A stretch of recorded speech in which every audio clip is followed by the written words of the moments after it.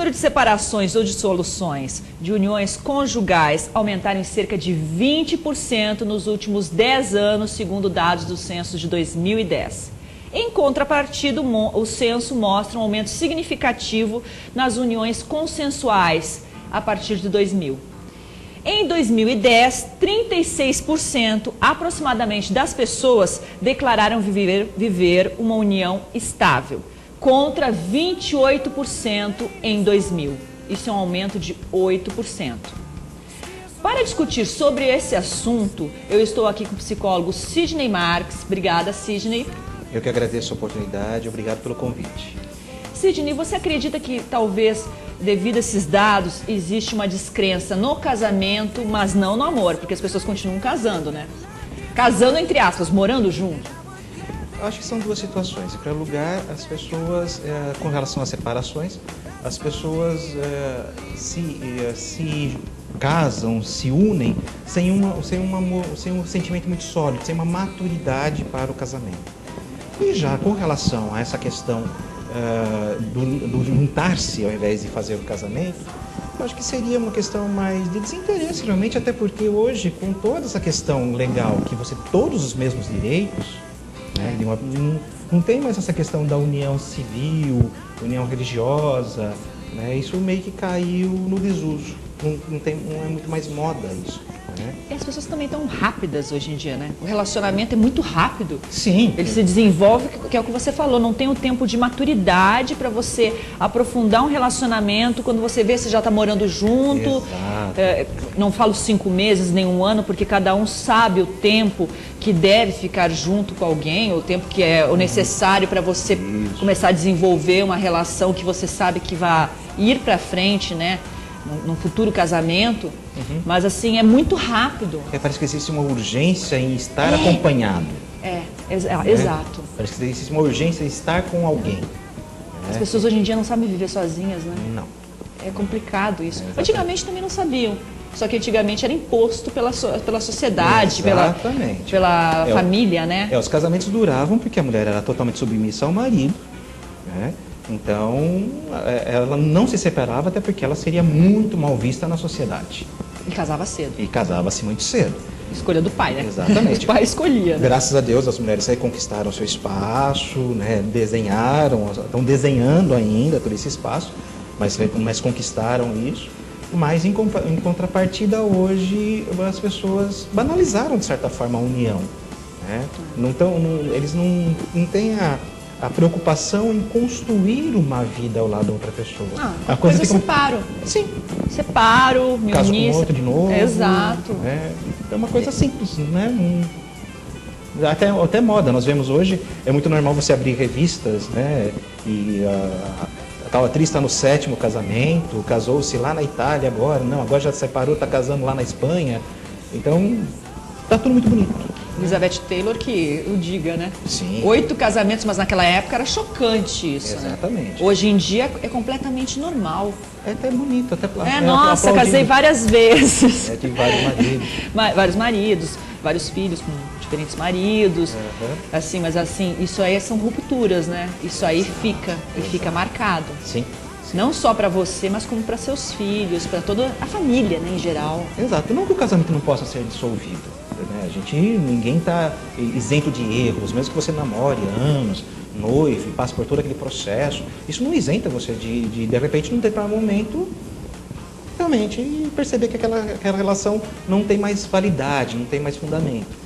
Mas isso não com a frequência que nós vemos, né? É verdade. Vamos falar agora de um artigo que foi escrito por Nosperati, que é o pseudônimo da editora-chefe do blog Deusário, que fala sobre os 5 mitos do casamento. Eu achei muito interessante quando eu li, até porque é aquele ideal que nós temos na cabeça, né? Eu acho que você também, você leu, você viu que é realmente um ideal. Sim, sim. Né? Poderíamos colocar até mais mitos, mas aí não dá tempo. São tantos. O primeiro mito que nós vamos discutir é: não há brigas nem desentendimentos num casamento. Nós temos aquele modelo dos contos de fada, que foram felizes para sempre. Você já viu a Cinderela depois de 35 anos de casada? ela com certeza não está bonitinha, né, perfeitinha. Então, nós fomos criados numa ilusão de que o casamento é a felicidade plena. Só que nós esquecemos que a felicidade é você poder sentar com outra pessoa e discutir certas coisas, poder pôr você fazer valer os seus valores, fazer valer os seus ideais, abrir mão de algumas coisas em troca de outras. Tudo isso faz parte da felicidade, né? De você aprender a conviver com a outra pessoa. É verdade. E isso aqui a gente não vê tanto que por isso que muitos casamentos se dissolvem. Porque a pessoa vem com aquele ideal que vai ser fantástico. Eu vou encontrar uma pessoa que vai me completar, né, a tampa na minha panela, metade da minha laranja, né, como se nós fôssemos parte e não fôssemos inteiros. É verdade, a metade da laranja. Eu nunca tinha pensado nisso. Nós sempre estamos procurando a outra metade, mas espera aí. Uma gêmea. Se eu estou procurando uma outra metade, eu não estou inteiro. Se eu não estou inteiro... Como eu posso estar com outra pessoa? Exato. Então, esse sonho, né? Então, daí você imagina que a pessoa vai ser perfeita. Se eu não sou perfeito, já sou metade, como a outra pessoa vai ser perfeita? É porque às vezes a gente vê alguns casais que discutem mesmo o tempo todo, brigam, e aí falam, poxa, esse aí vão se separar. Aí se separam justamente aqueles que você nunca viu falarem um pro outro. Você nunca viu uma discussãozinha, nada. Um debate, alguma coisa assim, não com discussão, que discussão leva a outras coisas. A gente tem um entendimento de briga, né? Quando houve discussão. Mas um debate, de repente, uma conversa mais amigável, fala, poxa, eu não gostei do que você fez. Não tem isso, né? Essa conversa, esse debate, esse diálogo, discussão, ela na verdade são os ajustes. Olha, é até aqui que você pode ir com isso. Tudo bem, eu abro mão, mas você vai impondo os seus limites, né? Exatamente, cada um vai desenhando os seus limites e nisso a relação vai se fortalecendo. Eu sei que eu posso até ali, então eu vou respeitar a pessoa nisso, mas a pessoa também tem que respeitar em contrapartida, né? Agora, quando não se fala nada, alguém está engolindo algo. Alguém está deixando passar muitas coisas em nome de um pseudo-amor, de um pseudo-relacionamento. Isso uma hora explode. Isso vai virando aquele copo que de gotinha em gotinha uma hora transborda, é aquela panela de pressão que uma hora explode. Né? E aí vem daquele jeito. Né? Exatamente. Aí é que a gente entende, fala assim, mas como? Né? Só que esse é um sinal. Ninguém vive em mar de rosas 24 horas por dia. É verdade.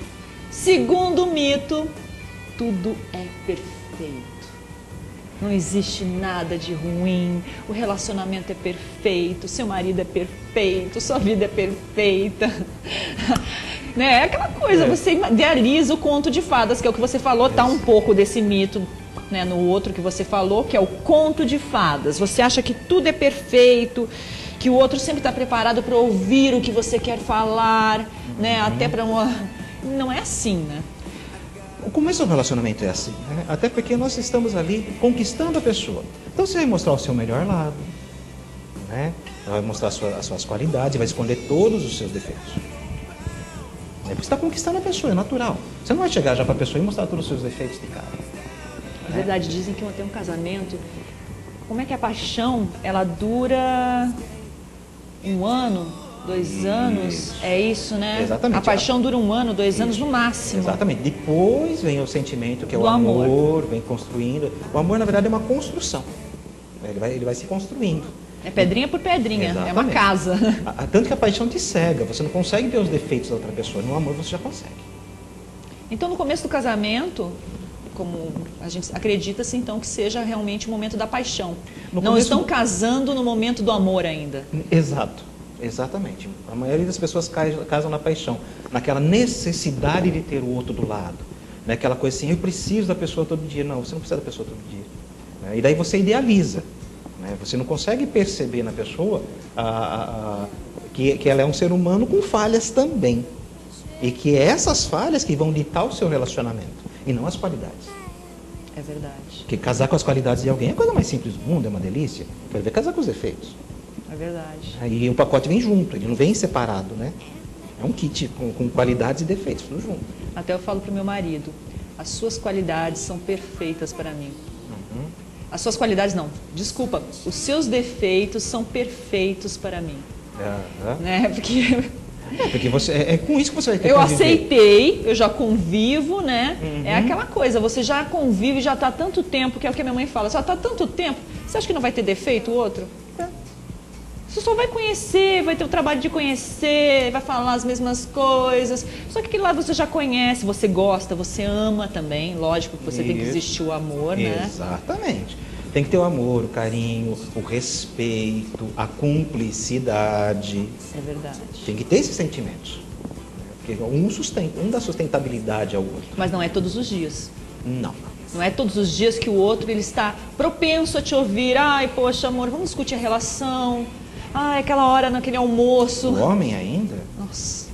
De forma alguma. É sexo dos anjos, no caso. Vamos discutir o sexo dos anjos. Exatamente. Não, de forma alguma. Irreal. É verdade. Terceiro mito. Sempre rola tesão? De forma maneira alguma. Né? Engraçado, a gente começa a rir, né? Porque assim, a gente vê, quando você está namorando, eu sempre falo em palestras e tudo mais que é assim, namoro é calcinha nova, sutiã novo, cueca nova, perfume, né? Cabeleireiro antes, né? Então motel, né? Tem maquiagem, aquele jantarzinho tudo antes, então é toda aquela coisa gostosa, né? O casamento não é assim. O cara vai chegar cansado do trabalho, né? A mulher vai estar cuidando dos filhos, vai estar cansada. Né? Não é toda hora que vai rolar tesão. Não é todo momento.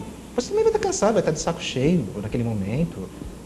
Tem o cotidiano, tem a sua vida, né, na verdade. O homem não tem um botãozinho que apertou, levantou. E a mulher não tem um botãozinho que apertou, está pronta. Você tem que estar bem emocionalmente também. E durante todo o relacionamento, durante a sua vida, mesmo com relacionamento ou não, tem dia que você está bem, tem dia que você não está. É o que dizem, né? Que quando você casa, diminui, né? A frequência cai totalmente.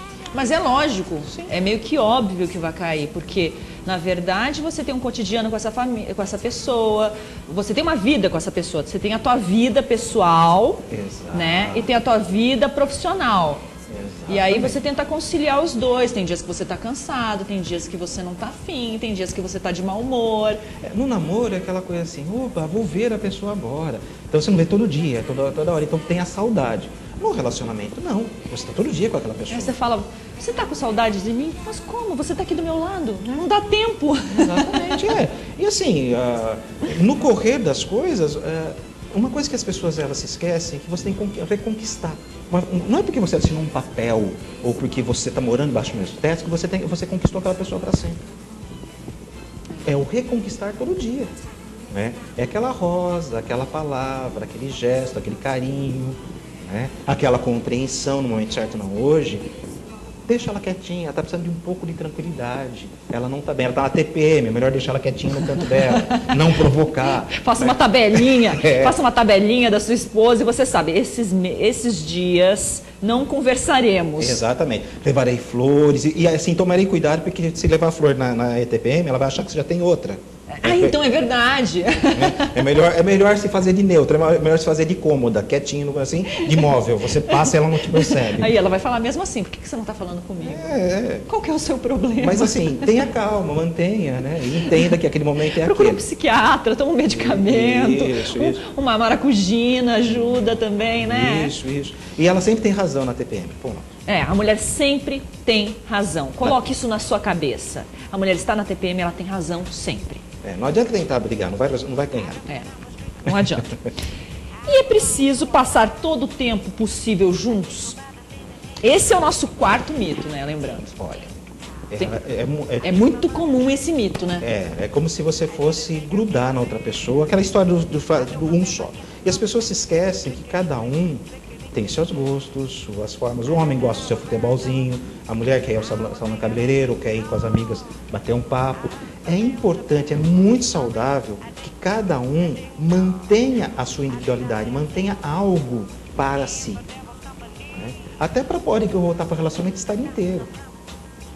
Poder ter o que conversar, ter a sua individualidade. Você não pode achar que o outro é você. Né? Porque essa questão da metade é como se você fundisse numa pessoa só. E não é assim que funciona. Que é a metade da laranja, aquela coisa que você falou mesmo. Exatamente. A metade da laranja. Se você não está completo, como que você vai ter outra pessoa junto com você, se você não está completo? Exatamente. Quer dizer, é lógico que a maioria dos programas você vai ter que fazer com a tua esposa, com o teu marido, mas no futebol, ela vai junto. Vai fazer o que lá? No cabeleireiro, ele vai junto? Fazer o que lá? Fazer a unha. Quer dizer, é aquelas coisas assim, cada um tem que ter um momento teu. O seu trabalho, um grupo de amigos, onde você encontre um fôlego para aquele dia e falar assim, poxa vida, hoje foi um saco. Hoje deu vontade de separar. Porque não estava, a coisa estava... Você tem que ter um porto seguro, longe da relação, até para você poder voltar inteiro. E ter com quem conversar. Mas isso é muito difícil. Hoje, assim, a gente vê muito nas cidades do interior, como aqui na região, é muito difícil as mulheres fazerem algo sozinhas. Saírem sozinhas, eu vou ser mal vista, eu tô saindo sem meu marido. Sim. E as pessoas condenam mesmo, te encontram na rua e falam assim, cadê seu marido? Ué, tá em casa. Às vezes nem condenam, mas já é uma cobrança, mas onde ele está? Né? Uma cobrança velada. Né? Não é uma condenação que a pessoa chega e fala. Exato. Isso é muito comum em cidade do interior, onde as pessoas têm essa liberdade. Né? Numa cidade grande você se dilui no meio das pessoas, eles nem sabem quem você é, se você é casado ou não. Eles não têm esse tempo, eles não têm essa proximidade.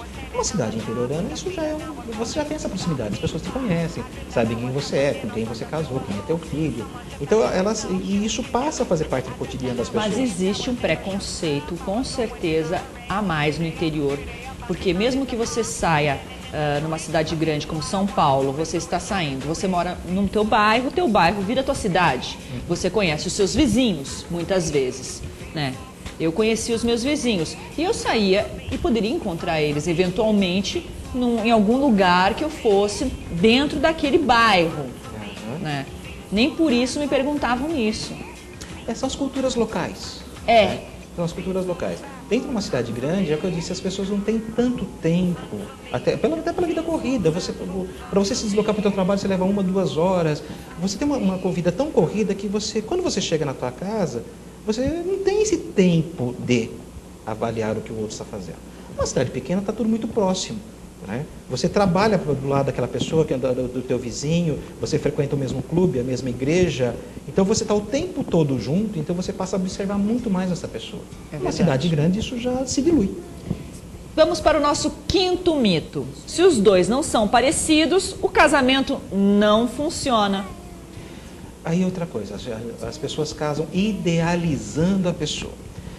Muitos casamentos, agora isso tem mudado, mas aconteciam aí na faixa dos 15 aos 18 anos.